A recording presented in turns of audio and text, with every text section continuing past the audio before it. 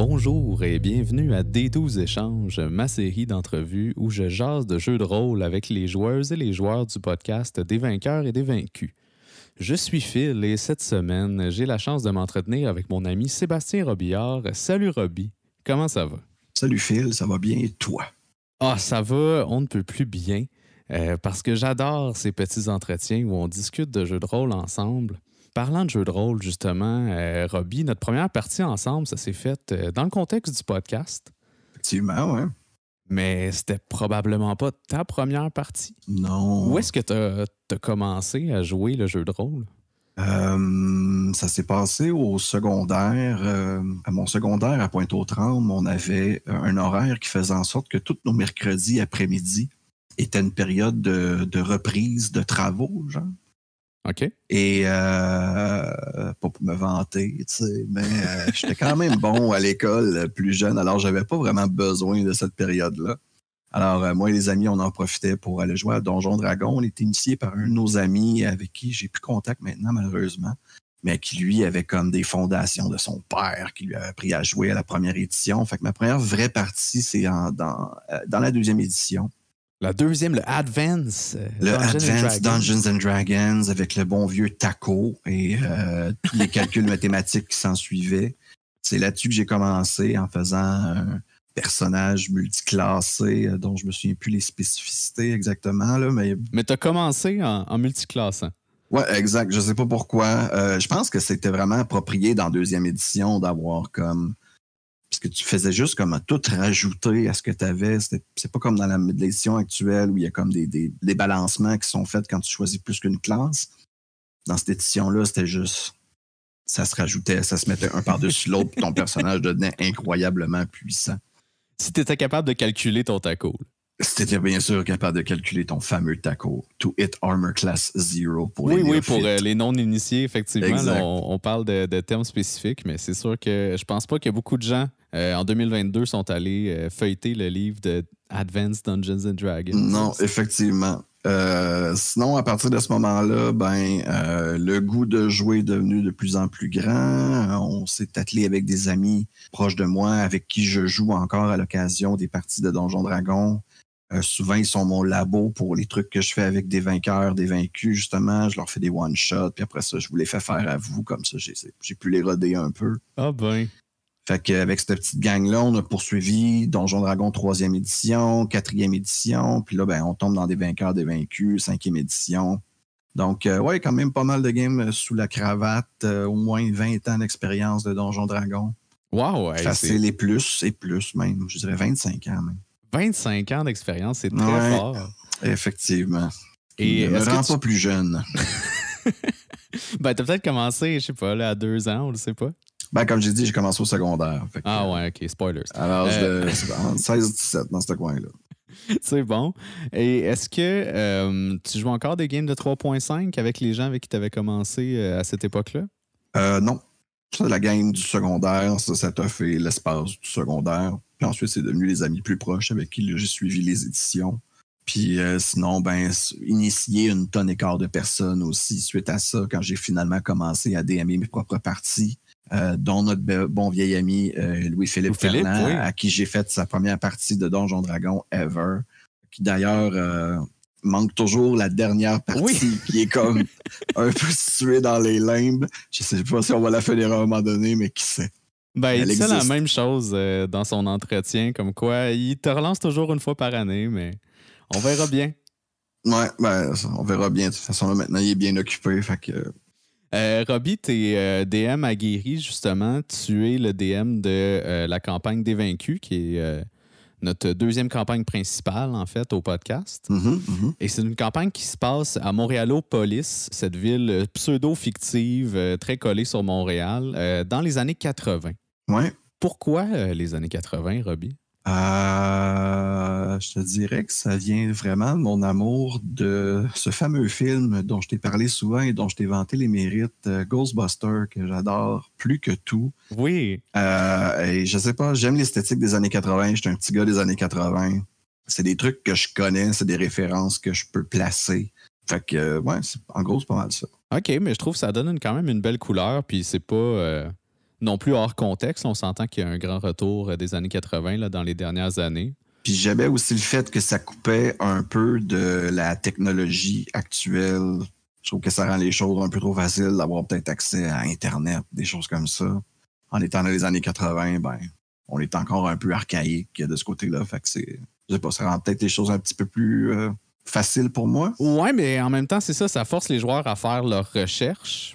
Parce que d'une certaine manière, Des Vaincus se distingue un peu dans le sens où c'est un podcast qui est très orienté au niveau de l'intrigue. Tu sais, c'est au cœur quand même de la série. Puis est-ce que c'est un genre que tu es allé vers consciemment ou ça s'est juste développé comme ça?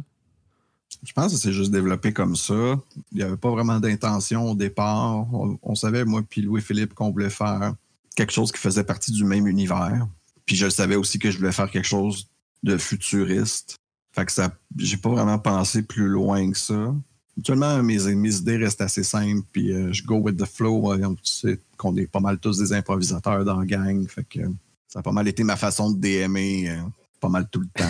Mais quand même, rendu au point où on en est, là, au moment où on se parle, je suis en train de monter la saison 2, puis les ramifications sont quand même complexes. Là, depuis la saison 1, on cherche c'est qui Gates. Là, il y a des histoires de retour dans les mémoires. Est-ce qu'on s'en souvient? On s'en souvient pas. Malgré toi, finalement, ça devient des couches par-dessus des couches de complexité. Là. Ben, ça, c'est mon problème aussi de m'emberlificoter dans des branching qui se peuvent plus. Puis après ça, je me perds, puis je réécoute les épisodes. C'est vrai comme, oh shit, c'est vrai, j'ai dit ça. Ou vous me rappelez des affaires en plein dans les games, puis je fais comme, oh shit, c'est vrai, j'ai dit ça. Fait que ça vient toujours... Fait que tu te fais tes propres surprises au final. Exact, ouais. Puis en même temps, avoir Tony dans ta team de players, ça fait en sorte que ça te laisse sur les talons. Oui, sans rien spoiler, là, il y a des bons moments qui s'en viennent dans la saison 2. Là. Je vous invite à l'écouter si vous n'avez pas déjà commencé. Et même, pas juste Tony, là, je pense que tout le monde un peu dans l'équipe de Des Vaincus là, est assez particulier, puis ça pousse un peu les personnages à partir sur leur quête personnelle souvent. Ouais, quand même. Ben, surtout que dans notre partie de Des Vaincus, je pense que je fais pas un spoiler en disant que il y a eu des pertes, il y a eu des morts dans la série, alors j'en parlerai pas plus, j'en dirai pas qui, mais ça a affecté les joueurs d'une certaine façon. Ça a aussi affecté la façon dont moi, j'ai dirigé un peu la partie. Je voulais que ça ait quand même un impact. C'est sûr que ça m'a aussi aiguillé sur d'autres pistes, des choses que j'avais peut-être pas l'intention de faire, mais que finalement, c'était à propos. Ah oui, puis d'autant plus, je pense que ça a bien servi là, la saison. Puis en tant que DM, il y a beaucoup de double scènes, même de triple, quadruple scènes là, dans la série des épisodes où on se promène là, d'un personnage à l'autre. En tant que DM, est-ce que tu trouves ça difficile de gérer la distribution du temps? Est-ce que c'est une formule que tu apprécies, toi, d'avoir des doubles scènes comme ça?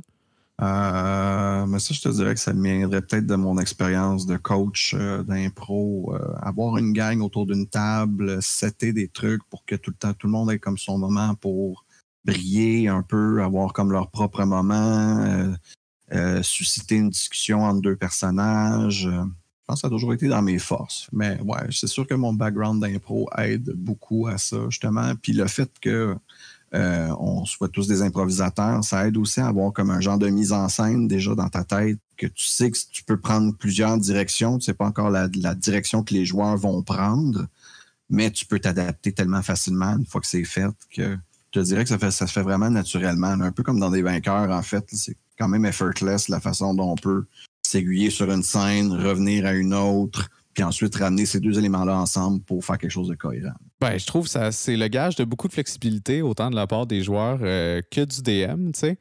Mais des fois, il y a des joueurs dans Des Vaincus qui sont peut-être un peu plus rigides avec toi, tu sais. J'en ai coupé beaucoup au montage, mais des fois, il y a des moments de tension, tu sais, au niveau des décisions, au niveau des règles. Puis ça arrive sûrement là, dans les tables à tout le monde, tu sais, ce genre de situation-là. Mais comment, toi, ça t'affecte en tant que DM? Comment tu gères ces situations-là pour pouvoir poursuivre la partie, tu sais? Ben, je veux dire, des joueurs mécontents. Je pense que, comme tu l'as dit, ça arrive sur toutes les tables. Je pense que, comme dans la vie, le truc, c'est de ne pas prendre ça personnel. Se rappeler que Donjon Dragon, ça reste un jeu à la base. Le monde est là pour avoir du fun. Puis toi, tu es là pour les aider à faire ça, à avoir du fun. Donc, ça devrait en rester là. Si jamais il y a une chicane, peu importe qu'est-ce que c'est, simplement parlez-en. Là. Je veux dire, C'est sûr qu'il y a eu des petites anicroches entre moi et quelques personnes depuis le début, mais après une petite discussion, les choses se sont rapidement réglées. Soyez honnêtes, soyez francs. Ben oui, tu sais, au final, je pense que tout le monde s'entend bien. Là. Ça reste des débats de surface, mais c'est quelque chose que je voulais adresser parce que ça arrive quand même là, dans les tables à tout le monde. Puis surtout les nouveaux DM, tu sais, tu te prépares tellement, puis tu as tellement de volonté de mener cette partie-là à terme que, tu sais, d'avoir des obstacles comme ça de tes joueurs qui sont supposés être tes amis, des fois, ça vient te chercher un peu, tu sais. Il y a ça. C'est aussi, comme tu dis, juste déjà là, moi puis LP, on joue pas exactement avec les mêmes règles. Pour des raisons différentes. Lui, il y a de mes trucs qu'il veut pas prendre pour ses propres raisons. Moi, il y a des trucs que je veux pas prendre pour mes propres raisons. Écoutez, tout le monde est son propre DM. J'en reviens toujours à la première règle que j'ai vue dans le livre du jeu de Donjon Dragon qui dit la première règle, c'est qu'il n'y a pas de règle. Donc, faites ce que vous voulez. Ben oui, c'est selon moi la plus importante. Là, c'est que tout le monde fait sa game, tu sais, à la pleine mesure qu'on veut la jouer. Exact. Parlant de faire sa game, tu m'as dit tantôt que tu es un DM aguerri. Tu as initié des gens par milliers. Non. Ouais, j'exagère un peu, là. Non, pas des milliers. Je dirais peut-être même pas des centaines. Peut-être une vingtaine, ce qui est quand même déjà pas pire. Bon, par dizaines. Mettons. Est-ce que tu aurais des conseils pour un joueur qui veut passer de l'autre côté du DM screen et commencer à amener sa propre game? C'est sûr et certain que si vous êtes un joueur qui a peut-être quelques parties sous la cravate, qui s'en demande encore c'est quoi sa classe d'armure, qu'à chaque fois qu'il y a un sort qui est lancé, il faut que vous alliez voir dans le livre. Je vous demanderais peut-être d'attendre un peu, puis peut-être de vous informer un peu plus, d'aller lire un peu plus le livre du joueur, le livre du DM. C'est sûr que c'est de la bonne information à prendre. Mais si ça fait déjà quelques temps que vous êtes joueur, que vous connaissez bien les fondements, à ce moment-là, je vous dirais juste de vous lancer. Essayez-en une. Ça peut être une histoire déjà préfabriquée, ça peut être une histoire qui vous sort de la tête, ça peut être juste une partie d'un soir, ça peut être une partie de quelques soirs, ça peut être une partie qui part du niveau 1 jusqu'au niveau 10, du niveau 10 jusqu'au niveau 20, une partie juste des personnages niveau 20. Mais il faut juste se lancer, il faut le faire une fois. Puis après ça, vous allez voir à quel point vous allez aimer ça. Il y a des gens qui aiment juste être joueur. Je comprends ça. C'est quand même, je dirais pas que c'est une pression d'être DM, mais c'est quand même du travail, de la recherche, setter des combats, faire des histoires, faire des backstories, créer des personnages, faire des voix. Je sais que c'est pas donné à tout le monde, mais il faut au moins s'essayer une fois avant de dire comme c'est peut-être pas pour moi. Mais est-ce que tu es obligé de faire toutes les voix? Tu sais, tes NPC, comment tu les interprètes, toi? Est-ce que tu t'imagines un personnage dans ta tête? Est-ce que tu pratiques tes voix chez vous? Non. C'est sûr que vous pouvez le faire, là, mais moi, dans ma tête, la meilleure technique, ça a toujours été de juste changer soit l'intonation ou la cadence ou le débit. Ou c'est pas obligé d'être nécessairement passé d'une voix aiguë à une voix grave ou faire un accent mexicain, allemand ou name it. Mais des fois, juste ralentir la façon dont on parle va créer un personnage. Si je fais juste parler comme ça, là, vous voyez, j'ai déjà créé un personnage. Fait que ça en prend vraiment pas beaucoup. Faire juste une petite distinction, lui donner une saveur, une petite couleur, ça prend pas grand-chose. C'est des très bons conseils. Puis, Robbie, toi, tu as été le DM de beaucoup de one-shot au podcast. Ouais. Tu as fait Ghostbusters, tu as fait le premier spécial de Noël, le live au Festipod qui est disponible maintenant sur Internet. Allez l'écouter. J'en ai un autre dans la ceinture qui va s'en venir très bientôt. Oh, OK. Spoilers même pour moi. Ah ouais, un petit scoop. Un petit scoop pour toi des 12 échanges. Merci beaucoup, média officiel de Des vainqueurs, des vaincus. Exact. Est-ce que c'est un format que tu aimes particulièrement versus une longue campagne? Non. C'est quoi les avantages? Non. Je comprends les avantages d'avoir une partie qui dure juste, mettons, 2-3 heures pour un événement spécial, comme le spécial de Noël, mais je dirais que c'est pas ma façon préférée de jouer, non. J'aime bien construire puis développer un personnage, puis je trouve qu'un one-shot, ça permet pas vraiment de le faire, parce qu'il faut rapidement être dans le vif du sujet, rapidement être dans l'action, puis il faut quand même venir à un dénouement dans un laps de temps qui est respectable, mettons. Oui. Un one-shot devrait durer environ 2-3 heures, d'après moi. Ben, je trouve que c'est une durée raisonnable.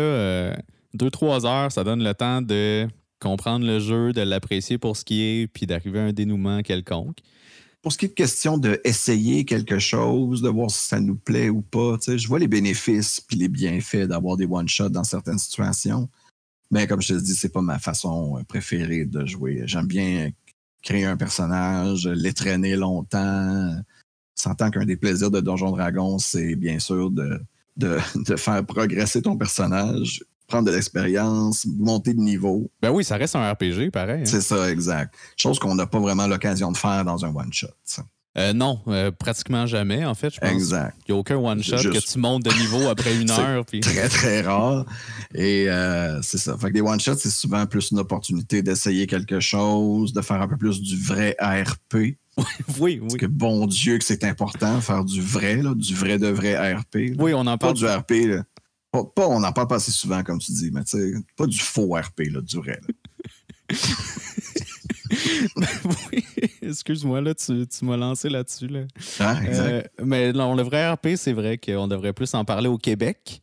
Oui, entre autres. Oui, parce qu'on en parle beaucoup à l'étranger, mais au Québec, on ne fait pas assez de vrais On en parle beaucoup dans les régions. Je pense que dans les territoires du Nord-Ouest, au Yukon, ils en parlent énormément du vrai RP. Mais au Québec, on n'en parle pas. Je ne sais pas si c'est tabou.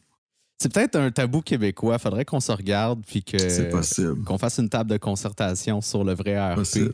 Je vais présenter le projet au Festival Draconis, peut-être. Qui sait, on pourrait avoir peut-être un panel. Panel sur le vrai RP. Ben, en tout cas, j'aimerais ça, puis je vais y participer. J'en doute pas. Mais trêve de bavardage sur tes aspects plutôt DM et rentrons dans l'aspect joueur. Oh. Robbie, le joueur. Ouais. Ben, premièrement, t'es quel type de joueur à la table? Qu'est-ce que t'apportes quand tu joues? Des fois, j'ai des idées déjà comme préconçues de quelque chose que je veux faire. Mais je t'avouerais que la plupart du temps, je suis comme pas la roue de secours, mais je vais jouer ce qu'il faut qu'il soit joué pour que la partie aille quand même bien. Tu crées ton personnage en dernier. Genre, c'est bien mis, effectivement. Je regarde qu'est-ce que tout le monde veut faire. OK, c'est ça que vous avez le goût de l'intendre. OK, je vais faire le prêtre encore, c'est bon. Mais est-ce que c'est dû à ton expérience? Du fait que tu as vu des créations et des créations de tables de joueurs, puis que tu t'es dit à m'emmener, c'est plus simple, puis ça fait un meilleur groupe si je choisis en dernier? Pas nécessairement, mais c'est juste, je sais pas, je pense que ça vient juste de moi. J'aime bien que les groupes se complètent. C'est comme une certaine cohésion dans le groupe, là. Je suis pas un tripeur de. Je sais que j'ai un de mes amis qui. On fait une game, on fait tous des voleurs. On fait une game, on fait tous des warriors. On fait une game, on est tous des bardes. Puis je suis comme. À quoi bon? Ouais. Pourquoi? Tu sais, first, on va tous être la même classe, qui est plate. On va pitcher toutes les mêmes spells avec quelques variations, ce qui est plate. On va faire toute la même affaire à peu près, à part nos classes prestige, ce qui est plate. C'est un bon point. Je sais pas comment l'expliquer d'autre. Puis quand tu es rendu dans le jeu, est-ce que tu as ce devoir-là aussi de balancer, si, mettons, l'histoire avance pas assez vite, est-ce que tu vas être le joueur DM un peu? Ouais, mais ça, je te dirais que c'est plus un défaut qu'une qualité. Je te demandais juste ton type de joueur. Hein? Non, gars, je vais être honnête. Là. Des fois, je suis un peu trop joueur DM, effectivement. Quand je vois que les trucs sont pas sur la bonne piste ou...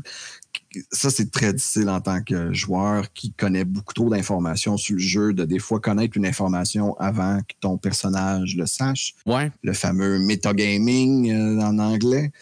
Et des fois, je tombe victime sérieusement là, du metagaming, de faire comme « Hey, non, mais moi, je sais ça. Ouais, mais ton personnage est un doofus. Lui, il ne le sait pas, donc ferme ta trappe. » Ben, c'est un peu le cas de Rogar, là, qui n'est pas toujours le pogo le plus dégelé de la boîte. Là. Non, mais au moins, il y a toujours un bon bâton. Oui. Parce que je suis... La logique du pogo avec le bâton. C'est ça, exact. Oui. Ouais. Je te suis. Où est-ce que tu trouves ton plaisir, justement, dans ce personnage-là? J'ai toujours aimé lancer des dés. Rogar, il t'approche comme une massue. Rogan, c'est un personnage que j'avais déjà pensé. Fait que ça, c'est un personnage que je m'étais dit, peu importe ce qui arrive, c'est ce que je fais. Je serai pas le complément du groupe, c'est ce que je veux faire. Ah ouais, ben écoute, il y a vraiment personne qui a été le complément dans cette table-là. Non, je sais, exact. Ce qui est quand même spécial parce que ça a quand même donné un bon résultat. Mais cette fois-là, j'ai fait comme non, je vais vraiment jouer le personnage que je veux jouer. Puis je voulais jouer un barbare avec la classe de prestige et Spirit Guardian, avoir comme toute sa famille autour de lui en Spirit qui avait ça. J'avais déjà tout pensé à ça. C'est quelque chose que je voulais faire. Puis sinon, ben c'est développé un peu aussi avec le temps. J'avais vu aussi récemment, dans une série, il y avait un personnage un peu similaire d'un personnage qui était émotionnellement tellement instable qu'il se fiait tout le temps sur quelqu'un pour lui dire « Je suis heureux en ce moment, je suis fâché en ce moment ». Puis c'est un peu ça qui était mon inspiration pour le personnage. Qui est vraiment pas conscient de lui-même ou de ses propres désirs. Non, puis qui se fie sur Rosie pour maintes et maintes décisions. Mais là, on a vu qu'avec la fin, tu sais que ça fait comme 2 saisons maintenant que ça dure. Il y a une évolution de personnage. Il y a quand même une évolution du fait qu'il demande pas mal moins souvent son avis. Il y a des fois même qu'il a dit non, qui est quand même très spécial pour lui. Il dirait jamais non d'habitude, mais Rogar devient son propre dude. Tu vas très souvent aussi au devant des situations, là, ce qui nous met souvent dans l'embarras, si je puis dire. Oui, mais ce qui crée des situations quand même assez cocasses. Hey, moi, je suis entièrement pour ça. C'est un excellent moteur narratif, là, le fait que Exact. Puis en même temps, je veux dire, j'ai zéro le personnage qui va se stealther comme vous autres. Fait que je prends les trucs head-on. Comme je me rappelais encore de cette période, le fameux combat contre les canards-loups qui arrivaient du ciel. Oui, dans la boîte. Vous avez tous fait un jet de stealth pour juste vous crisser la tête dans le mode, toute la gang. Et juste moi qui restais debout avec tous vous autres qui avaient le cul sorti. C'était magnifique, de toute beauté. Un beau moment. Ça donne des belles situations comme ça. Mais ouais, mais aussi Rogar, juste trop innocent pour avoir peur. Ben oui, ou trop courageux aussi. Là, un peu de ça aussi. Un peu de ça. Mais quand même innocent. Puis ton background, justement, de gardiens ancestraux, là, ou je ne saurais dire. Là. Ouais, gardiens ancestraux, ouais, c'est bon. C'est cool parce que c'est justement une classe barbare qui est un petit peu one note d'habitude. Là, ça permet justement d'avoir une valeur ajoutée peut-être à ton personnage de barbare qui n'est pas juste là pour taper quand c'est le temps de taper, mais qui a aussi une histoire très construite là, dans ses ancêtres. Ben, comme je t'ai dit aussi, le personnage, j'avais vraiment pensé d'avance. Donc, tout le fondement de c'est un Dragonborn, que je vais aller chercher le feat qui me donne plus 1 d'armure naturelle.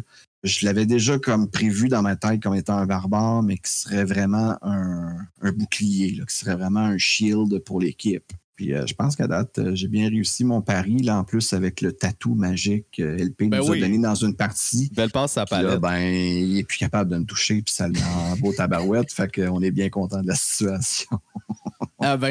Ça sert son but, définitivement. Mettons, je te dis, Robbie, un setting fantasy ou un setting spatial? Lequel t'aimes mieux? Faut que je choisisse. J'ai un gun sans temple, faut que je choisisse. Ben, je rentrerai pas dans violence, là, mais mettons, faut que tu choisisses. Ben, mettons, j'ai un gun sans temple.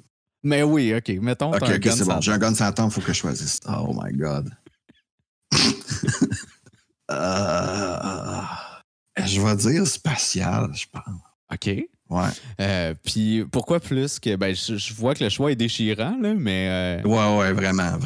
C'est rough. Il y a un petit quelque chose dans le spatial qui t'appelle plus? Je pense que c'est la rareté.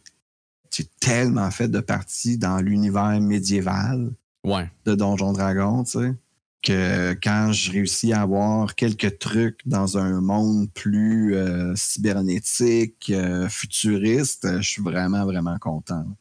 D'où ton intérêt aussi pour le setting de Dévaincus. Entre autres. Probablement. Qui n'est pas spatial, là, mais qui est Non, pas du tout, mais qui était quand même un peu plus futuriste, qui est encore dans le monde médiéval. C'est pas que c'est plate, le monde médiéval, mais j'en ai joué beaucoup. Ouais.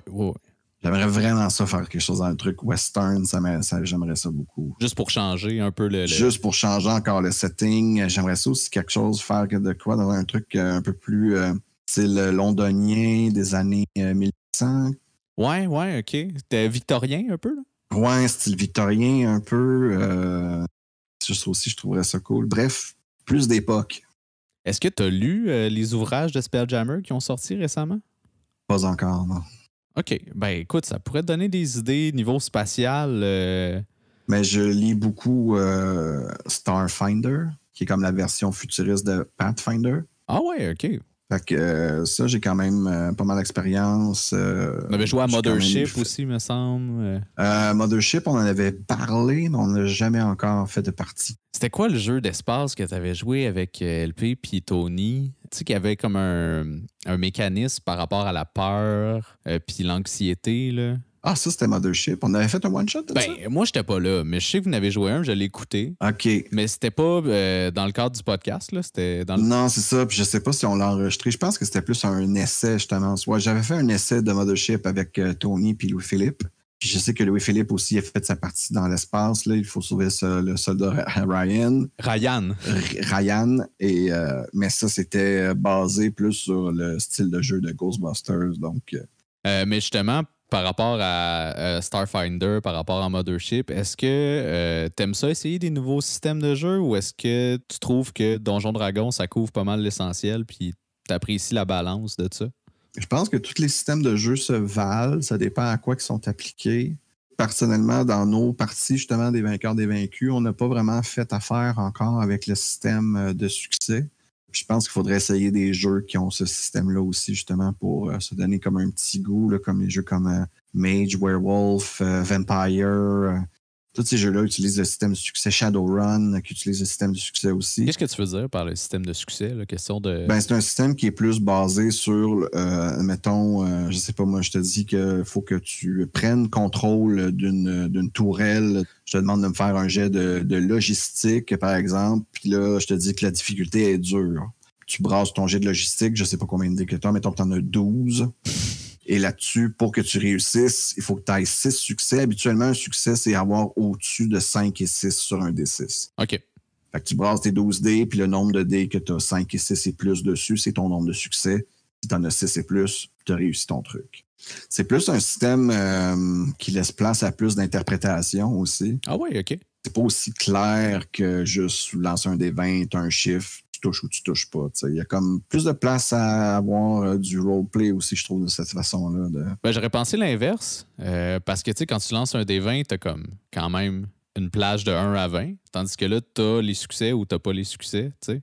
Ouais, mais t'as quand même une charte de 6, c'était difficile, il faut que t'en aies plus que 6 pour réussir. Mais si t'en as 3... À 4, mettons, c'était moyen, mais si t'en as 3, il y a quand même un effet. C'est peut-être pas le même effet, il y a comme un effet amoindri. Fait que ça force aussi le DM à penser à des solutions, à qu'est-ce qui arrive si justement son effet est tellement fort qu'elle pète tout, ou qu'est-ce qui arrive aussi si son effet est comme juste dans le milieu puis ça fait pas exactement ce qu'elle veut, mais un petit peu. Qu'est-ce qui arrive aussi si elle moffe complètement? Est-ce que ça se retourne contre elle? Ou... OK. Dans ce sens-là. OK. Oui, je comprends mieux ce que tu voulais dire là, par plus de place au roleplay, à l'interprétation. Mais on gagnerait effectivement à essayer des trucs comme ça, basés sur les succès. On n'a pas eu beaucoup. Peut-être un peu les concours. On pourrait peut-être penser à essayer quelque chose du genre... Vampire Bloodline, c'est vraiment un excellent jeu là, auquel j'ai joué back in the days. Mais j'ai jamais eu la chance de DMer, par contre. Ça, c'est un autre défi. Ben, ça serait intéressant, surtout qu'on est dans le spooky season. Effectivement, le temps dans ça pourrait être le fun de se faire une petite partie, là, même si ça sort pas dans le coin de l'Halloween, là, juste pour que nous, on soit dans l'ambiance. Ce serait cool. Mais effectivement, un peu fed up du monde médiéval. Vraiment prête à d'autres expériences, d'autres époques, d'autres styles de jeu. Pas que je suis tanné de donjon, mais j'ai beaucoup joué à donjon. Ça se comprend. Quand tu crées, que ce soit donjon ou dans d'autres jeux, peu importe, qu'est-ce qui t'influence dans tes créations? Où est-ce que tu nourris ton esprit créatif? J'écoute un peu trop de télé, j'écoute beaucoup trop d'animes, de séries, je m'inspire de livres, je lis beaucoup aussi. OK. Fait que je m'inspire de pas mal tout ce que je lis, ce que j'entends, ce que je vois, j'en prends un peu de tout, j'en laisse un peu ailleurs, puis je mâche tout ça ensemble. Des genres spécifiques ou... Non, j'ai vraiment quand même un bon range. Là. J'aime un peu de tout. Tout est bon à prendre, puis tu peux le réutiliser de tout. Tout est bon à part le reggae. Je me suis jamais inspiré du reggae pour rien. Je me suis jamais inspiré du reggae. Ben, ça sera dit.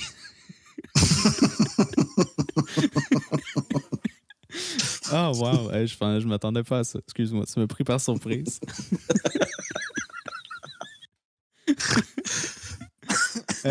Puis, Robbie, comment le fait de jouer publiquement dans les 2 dernières années, ça a changé ta conception du jeu de rôle? Tu veux dire comment je fais mes games par rapport au podcast? Ben, ce que je veux dire, c'est que avant, on jouait là, dans le privé de nos sous-sols, où il n'y a pas de limite de temps, il n'y a pas de public. C'est pas grave si ça avance pas, mais là, ça fait 2 ans quand même qu'on se force à meubler nos parties en fonction de la diffusion. Est-ce que ça a changé ta façon de concevoir le tout? Vraiment, définitivement. Puis je te dirais même que la façon dont je conçois une game de donjon du podcast est vraiment différente de la façon dont je pense à une game de donjon normale. C'est pas le même jeu, là, pour C'est pas le même jeu, non. Je vais être franc avec toi, là. Je veux dire, on a formaté la partie de façon à ce que ça soit écoutable, premièrement. Déjà, oui. Déjà là, que ce soit aussi dans un temps qui est respectable. On se disait qu'1 heure, ça faisait du sens, que c'était pas trop non plus. Mais tout ça fait en sorte que moi, maintenant, quand je prépare mes parties de Dévaincu, j'ai déjà la fin de la partie dans ma tête. Puis mon but, c'est simplement que les joueurs arrivent à cette fin-là. Puis souvent, spoiler, là, on en fait 2 d'une shot. Mm-hmm. Fait qu'il faut déjà que tu ailles aussi ton deuxième épisode. Ma deuxième fin de suite, exact. Fait que, ouais, c'est déjà 2 fins auxquelles tu as pensé. Puis, tu sais, les joueurs répondent pas toujours exactement de la façon dont tu penses. Des fois, ils vont faire quelque chose de complètement différent. Puis, t'es comme, oh my God. Oui, on salue Anthony Parent. On salue Anthony Parent par la bande. Puis, c'est comment tu vas les ramener vers cette fin-là pour que ça fasse encore du sens avec le début du prochain épisode. Tandis qu'une game juste comme ça, entre amis, je veux dire, ça arriverait jamais. Là. Tu veux faire ça, ben fine. On a 1 heure de side play d'un truc qui nous intéresserait pas du tout, mais qui fait plaisir à tel joueur. Tandis que dans notre game, ben si on fait ça, ben on vient de passer notre heure justement sur une side quest à faire n'importe quoi. Genre. Ouais, c'est ça. Donc, ouais, c'est vraiment très différent. J'ai trouvé ça un peu difficile. Là, on commence à s'habituer de plus en plus. Je trouve que la contrainte de temps, c'est vraiment le truc le plus difficile. Ah ouais, c'est ça qui t'affecte le plus. Moi, je trouve que moi, c'est la contrainte de temps qui m'affecte le plus. Je m'attendais pas à ce que ce soit si difficile que ça, mais c'est plus difficile qu'on pense. De garder ça concis, d'amener les joueurs au point où tu veux les amener sans que ça a l'air de trop paraître que c'est toi qui les as comme dirigés tout le long. Aussi, ouais. Parce qu'on s'entend, les parties des vainqueurs des vaincus sont quand même assez, pardonne-moi le terme, mais railroadées. C'est-à-dire qu'on met les joueurs sur le chemin de fer puis on espère qu'ils suivent la ligne tout le long puis qu'ils se rendent jusqu'à la fin sans anicroche. Des fois, il y a des petits à côté, mais t'espères que ça garde la ligne tout le long, tu sais. En même temps, il faut souvent que tu corriges ta ligne entre les sessions, tu sais, dans le sens où tu finis, mettons, une session, puis là, tu penses à ta prochaine dans 2 semaines, puis tu te dis, OK, où est-ce qu'on s'en va à partir d'où j'ai fini, mettons, ou tu as déjà toute ta saison de prête? Non, j'ai pas toute ma saison de prête parce que c'est impossible de prévoir aussi loin, d'après moi. J'ai déjà des trucs que je sais que je veux qui arrivent, mais de les mettre à des points précis, ça serait complètement inutile. Je comprends, ça reste un peu de l'improvisation quand même, hein?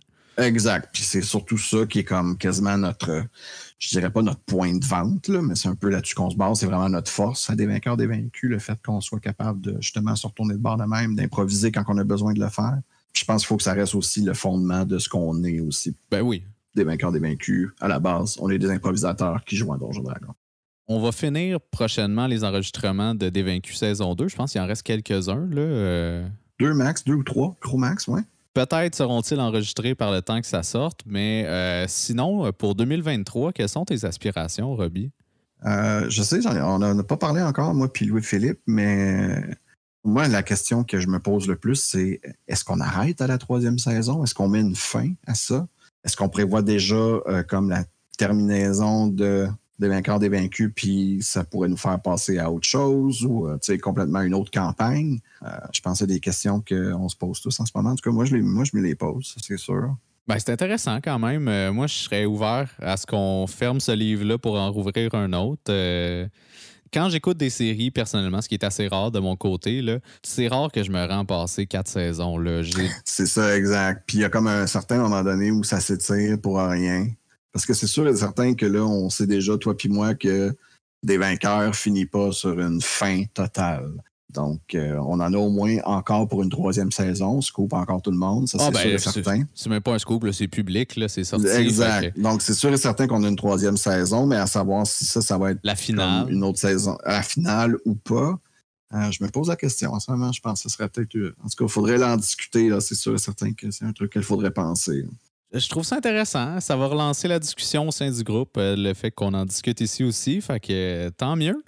Et je crois que c'est ce qui conclut notre 12 échanges, Robbie. Merci beaucoup de t'être prêté au jeu. Ça m'a fait plaisir, Philippe. Et j'aimerais en profiter pour remercier tous nos auditeurs.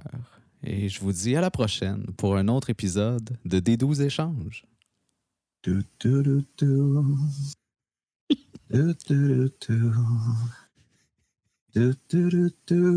Échanges.